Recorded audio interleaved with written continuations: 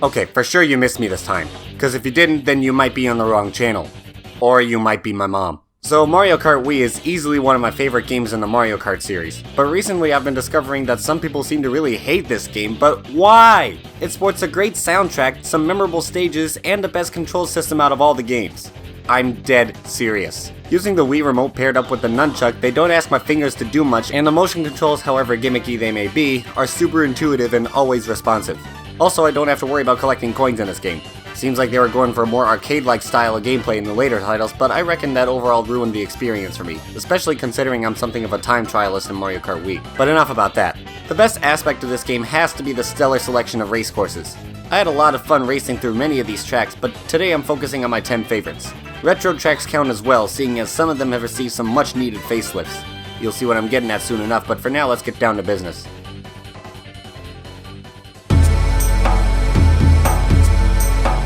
The first track in this countdown happens to be one of those facelifted courses. Choosing between GCN DK Mountain and N64 Bowser's Castle had me going back and forth, praising one for its smoothness and yes, its soundtrack, while praising the other for being made more interesting with the inclusions of ramps, and more ramps. I picked N64 Bowser's Castle just because I've always had more fun with this course than in DK Mountain. It's not too ridiculous on the gimmicks and it's surprisingly simple for Bowser's Castle, but if I want a complex course with wacky twists and turns, I'll play Mario Kart 8. If you've played Mario Kart 64, you probably rage from its wonky control scheme as well as its wonky controller, neither of which worked very well for this track. Luckily for me and all the other time trialists out there, they fixed all that so it doesn't suck anymore. Of course, if there's one thing this Bowser's Castle hasn't neglected, it's the inclusion of obstacles placed just precariously enough to give anyone a run for their money, like that flame ball that looks like it can't reach you. Go ahead, just dare it to come after you. I've never understood why this thwomp is in a cage. Like, does it serve any concrete purpose? Oh, and you can now easily make this super long turn without risking crashing into the wall, even with super fast karts that don't drift very sharply.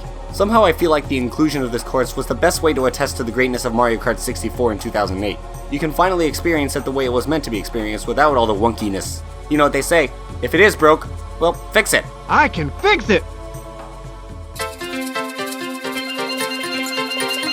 For some reason I get a kick out of racing in courses that were clearly not meant for such an activity. Coconut Mall is the epitome of those courses. I mean, it's a shopping center. What about all the people just trying to navigate the stores? It's broad daylight, there's no way the mall's closed. And that's the whole beauty of this course. At the same time, it drives me nuts because of the placements of some of the obstacles. You know the ones I'm talking about. I don't know about you, but I'm always looking out for those me heads splattered all over this course. Back in the day of actually playing with friends all the time, I was curious to see which of our me's were being displayed on the posters and which others were relegated to obstructing the last leg of the race. The zaniness factor reached an all-time high with this race, and why not? You want to ride over an escalator? Well, you better choose carefully because one of them is going the wrong way. Will you stun over the decorative trees or take the dash panel that's hiding wide right or left? Another dash panel leads to the top exit from the mall, but swerve to the right and you'll get out lower and quicker. Screw that, we'll take the best of both worlds. And then there are these assholes in the parking lot who have always been a pain in the ass, especially in time trials. But no matter what, they will never be nearly as annoying as those goddamn cataquacks. This is another course that harkens back to the days of Super Mario Sunshine. I guess they were still banking on Sunshine getting slightly more exposure over the following years and appealing to those who really like that game, so that's something. Maybe these Piantas were Daisy's cruiser previously and then camped out here after the cruise ship arrived to its destination, after which the cruiser proceeded to fall into disrepair from not being used at all afterwards and get flooded. But hey, that's just the theory. But why do I care? It's not like they've given me a reason to want to do something about their stupid perpetual darkness. Bouncing off one mushroom pad after another is always a good time in my mind. Mushroom Gorge is the first course in Mario Kart Wii where you can really go crazy with tricking thanks to its abundance of these mushroom pads, at least the red ones. The green ones are just like their standard platforms, but you geniuses probably knew that already. This course is full of insane shortcuts. At the start of the lap, if you have a mushroom and you use it at the right time, you can bounce off this pad which propels you right to the pad way up top, allowing you to take an early advantage. Or if you know how to spin drift, you can completely jump over this chasm to take a late advantage. But if you really want to break the game, you can jump off this pad such that you and your car gracefully glide along the mountain. I don't know why you'd want to do that. I mean, it only works like 10% of the time for me anyway. Yeah, this course has been broken as early as 2009, but where's the fun in that? This game really drives home the concept of tricking super early into the game. It's only the third course and the first Grand Prix of the game, and already I'm leaving off a bunch of mushroom pads like it's nobody's business. I already know I'm gonna have loads of fun with this game.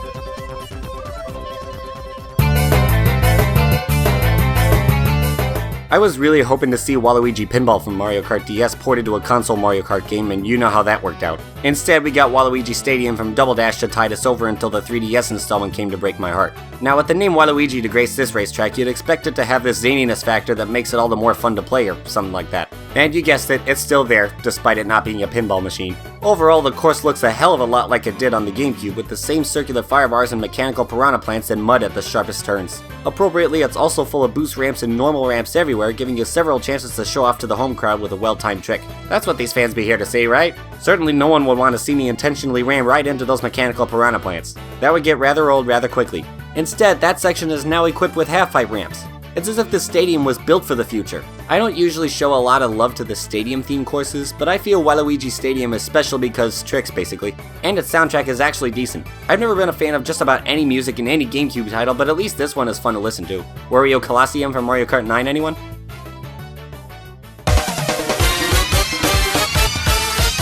I can see why lots of people would hate racing on congested highways because having to weave around traffic all the time can sometimes be a pain in the ass. Moonview Highway is one of those courses that consistently irritates me during races just because of how hard it is, especially in a versus match or in the Grand Prix.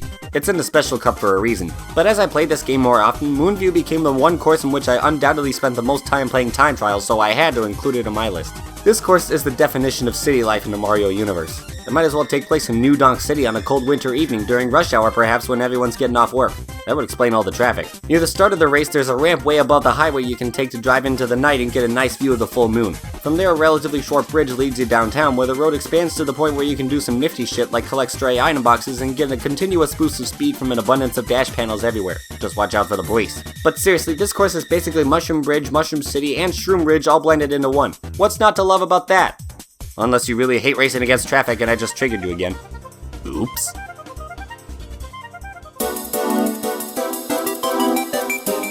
You know, stupid me was just about to place this course at number 8, but when it came to my senses, I realized I had to put it way higher just because of how much of a blast it is to play. So let's start off number 5 with a bang.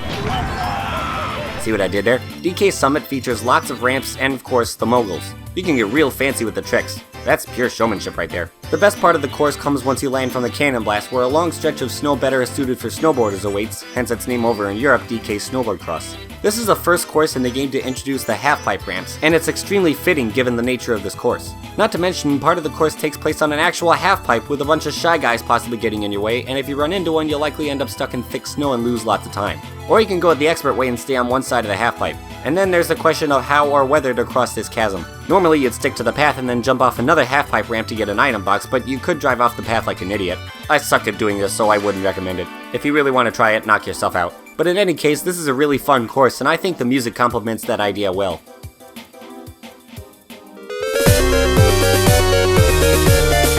One of the many staples in the Mario Kart series is Bowser setting up a race course in his own fortress for some reason. That's not to say he doesn't make an effort to make every new castle look pretty badass, but you can't blame him since it's Mario's fault for destroying the last one every time. Bowser's castle in Mario Kart Wii doesn't do much to innovate, but it doesn't really need to, as its music theme hits you right off the bat with a throwback to SM Bros 1. But the course does hold up to its status of being in the Special Cup by subtly placing traps and obstacles in your way to make your racing experience just a little more interesting. Like this Mecha Bowser type thing that spits out fireballs through the center of the track every 4 seconds, basically forcing you to use the half-pipe ramps and still potentially risk running into a fireball. The red carpet floor at the beginning of the race shakes like a monster, and lava geysers at the end of the race pop out sporadically. Even then, they both provide major tricking opportunities. If you're playing in Grand Prix mode, this will most likely push you far ahead of the competition, or at least close enough to snipe first place. The course itself leans on the linear side, not providing many opportunities for shortcutting, but there is one expert shortcut near the end of the Mecha Bowser section. You have to take the exit path on the right and then very carefully drift into the side of the ramp. It's extremely difficult to pull off, but it should put you halfway up that long spiral. Coupled with the truly epic music in the background, this is one of the more dynamic Bowser Castle courses in the series, and I appreciate that it's very brightly lit so I don't risk straining my eyes while racing. But even then, Bowser's Castle is one tough ride, which makes it one of the most fun courses to play in Mario Kart Wii.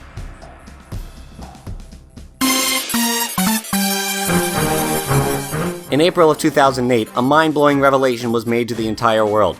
This is where the the item boxes are made. Yep, one solitary mushroom guy, or maybe 2, or 3, or 10, is responsible for turning every Mario Kart race into mayhem. I think Toad's Factory is rather unique as a racetrack. Sure, I'm not one to pay attention to the uniqueness of a course, especially since I've come to either love or hate many of these stages over 10 years of playing this game, but a giant factory full of conveyor belts that move in either direction and hydraulic presses that try to crush you while you're on those belts is certainly unconventional for a race course. Toad's Factory sticks out among other courses in the series as a result of being perhaps the first track to utilize these conveyor belts. They revisited this concept in Mario Kart 8's Rainbow Road, but the reason why I don't tend to think much of that is because I think back to the days of playing Toad's Factory and saying, yeah, that's been done before. That's not to say this course is entirely a cakewalk. There are a few points in the race where you could fall indefinitely until Lakitu pulls you out after what seems like forever, and there's a set of crucial dash panels in the midst of a puddle of mud that are constantly being covered up by an alternating set of bulldozers. This I have to believe is clever level design, but whether it was meant as a troll moment is beyond me. Whatever the case, I'm pretty sure this was also the first course in which I unlocked its expert staff ghost, and that was who knows how long ago.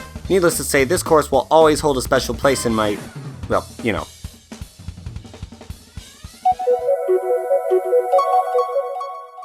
As I mentioned at the beginning of this video, I think Mario Kart Wii has the best control scheme out of the whole series. I could gush about it all day, but in any event it's a crucial bonus to work with when playing on the game's hardest stage, the Rainbow Road. I reckon in every other game this course would just frustrate the living hell out of me, but Rainbow Road on the Wii has always been a fantastic experience. The course can be a big bully at the worst of times, featuring zany jumps that must be landed perfectly with very few walls around the track, but just like DK Summit, it also provides opportunities for item boxes that allow you to show off with a trick while simultaneously making you question whether it'd be worth it. Speaking of showing off, normally your racer is tied to the road at the start of the lap, but jumping off with a well-timed mushroom can send you flying straight into the first ramp, which is good for shaving off precious seconds. This wavy ramp that leads into the figure 8 starts out gently and then gets much more violent after each lap. This launch star calls back to the cannons from all the DK courses while also rounding out the hefty plethora of references to the greatest Mario game of all time. Isn't that right, Space Waifu? By far the craziest part of the course happens when you jump off this one half-pipe ramp, do a trick off of it like a boss, and then somehow land safely on another ramp and go from there. I remember this jump blowing my mind when I first watched the Staff Ghost perform it.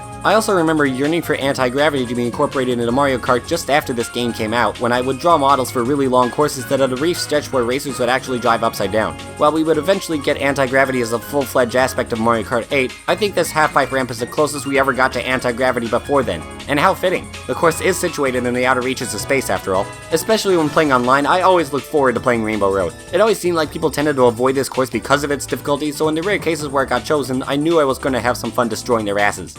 Hey, I just played a shitload of Mario Kart Wii for this countdown. My ego is massive right now.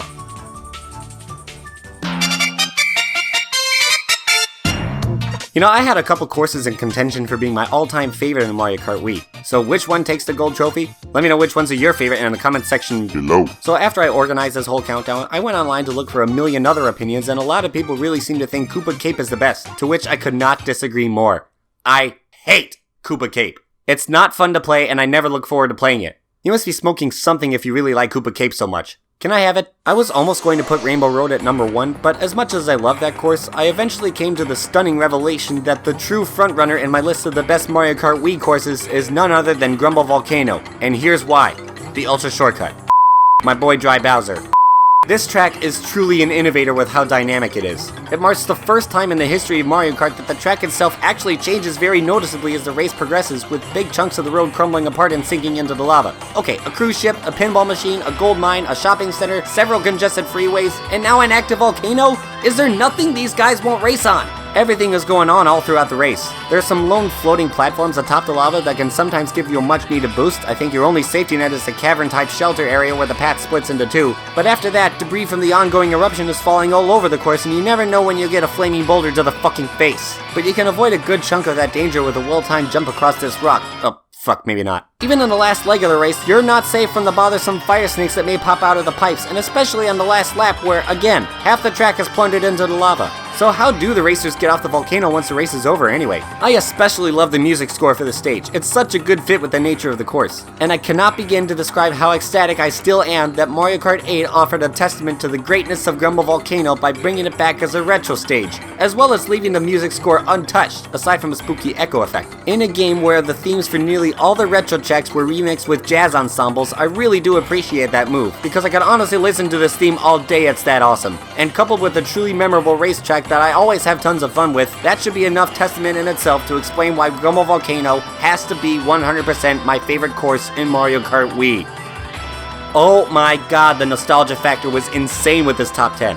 I figured Mario Kart Wii's overall popularity was obscured by its total sales, but in 2008 I too was drawn into this game, so when I got it, I played it to death and never looked back. In other news, you may remember that I finally got my hands on a 2DS with a capture device installed recently, and of course that means I can actually review all the Mario Kart games for YouTube. If you like, I can also give more lists on my favorite stages from each individual game. If that's something that interests you, let me know by giving me a thumbs. No, really, detach them from your hands and stick them onto the webpage. Thanks for subscribing and electronically destroying that evil notification bell. Can we get to 20,000 by the end of the year? Yes, of course we can't. Remember, if you go to my Patreon page and support me there, you can watch videos like this a day early, and I'm guessing you're really busy at the moment, but please check out one of these videos right here. Okay, thanks, bye.